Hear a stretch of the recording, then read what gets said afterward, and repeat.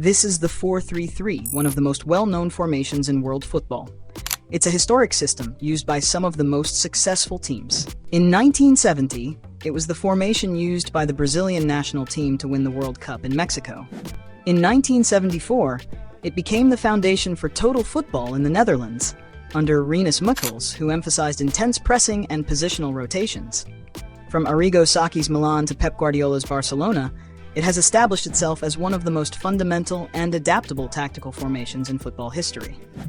Here we have the 4-3-3 setup on the pitch. Although that might not necessarily be the case today, the 4-3-3 was, for a long time, the preferred system for coaches who use positional play. That's because when you think about the 5-lane structure of positional play, the right, left, central corridor, and the 2 half spaces, the system offers perfect balance, creating pairs in every sector. It's well distributed, not only vertically but also horizontally. Additionally, it's widely used because of how easily it transitions between systems, both in attack and in defense. Starting with the attacking perspective, let's look at the offensive half of the pitch. We can see the 4-3-3 clearly set up. However, during possession, when a team pushes the opponent back into what's called a positional attack, the team usually doesn't remain in a 4-3 shape. Instead, it transitions into other systems. The shape that has become almost standard is the 3-2-5, the most commonly used nowadays when a team attacks positionally from midfield onward. In this structure, there are 3 players at the base to build up, 2 slightly more advanced, and 5 players on the forward line, each occupying one of the 5 lanes of positional play. The 4-3-3 allows teams to shift into this structure very easily. Starting from the original 4-3-3, with very short movements, the players can form the 3-2-5. If we draw the original lines, we can see that the attacking line stays close, the midfield line shifts only slightly, and essentially, the defensive line moves slightly to the left, with the left back becoming a third center back. In this model, while the defensive midfielder shifts to the right, the distortion of the original shape is minimal. Of course, there are different ways to move from a 4-3-3 to a 3-2-5. For example, one fullback might stay wider, the number 6 can move into the number 11's position, the 11 can move into the number 10's position, and the 10 can drop back into the 6's role. There are various ways to do it, but in this example, we're showing a version with very short movements. Therefore, the 4-3-3 allows transitions not only into the 3-2-5 shape, but also into other structures that we'll see later on. Still thinking about the 3-2-5, the 4-3-3 tends to accommodate players whose profiles fit this attacking structure very well, especially the roles of the midfielders and wingers. Usually, the wingers are more skillful, they play on their inverted foot, and they thrive in 1v1 situations. To maximize their impact, the tendency is to keep them wide on the touchlines. However, the main focus is on the midfielders. Generally speaking, midfielders are more technically gifted, dynamic, and thanks to their refined technique, they're comfortable operating in tight spaces. In the 4-3-3, in its original shape, it's the 8 and the 10 who play this role.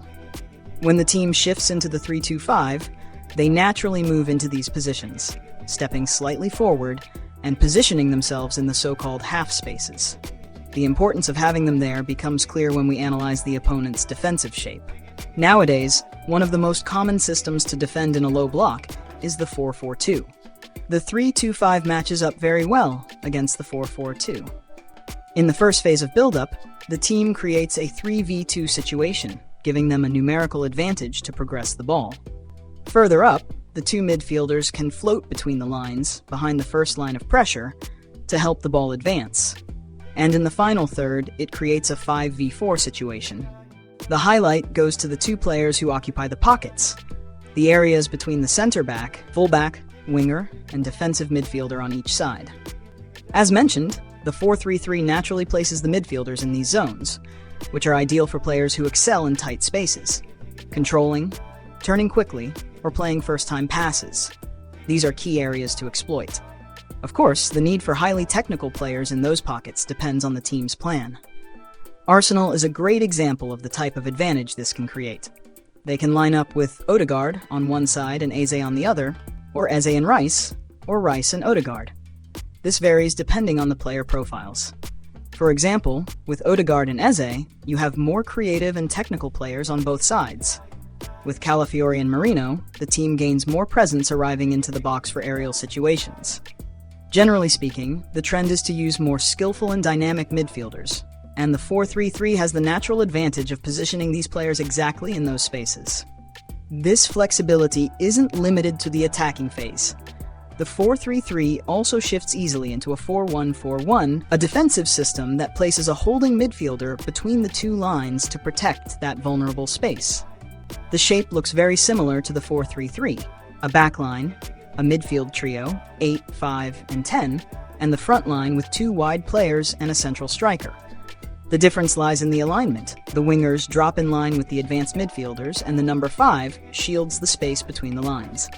So, if a team uses the 4-3-3 as its base shape, it can easily shift into a defensive 4-1-4-1 or an offensive 3-2-5, making transitions smoother. Besides the 3-2-5, in some situations, the team can also adopt a 2-3-5, a similar system that provides other advantages. The 4-3-3 naturally transitions into the 2-3-5 even more smoothly. In this structure, we see two defenders, a line of 3 formed by the two fullbacks and the holding midfielder, and the same line of 5 attackers we saw earlier. The difference between the 3-2-5 and the 2-3-5 lies in the opponent's shape. Against a 4-1-4-1 block, the 2-3-5 can be more suitable than the 3-2-5, which might be more effective against a 4-4-2. When facing a lone striker, 3 players in the first line aren't necessary. 2 already give a numerical advantage. This allows both fullbacks to push forward and stay wide, with the holding midfielder centralizing. The rest of the structure remains practically the same. The 2-3-5 also closely preserves the original 4-3-3 shape. If we trace the lines, the only change is the height of the fullbacks and midfielders. The structure remains very well preserved, as shown by the minimal adjustments players make from their starting positions.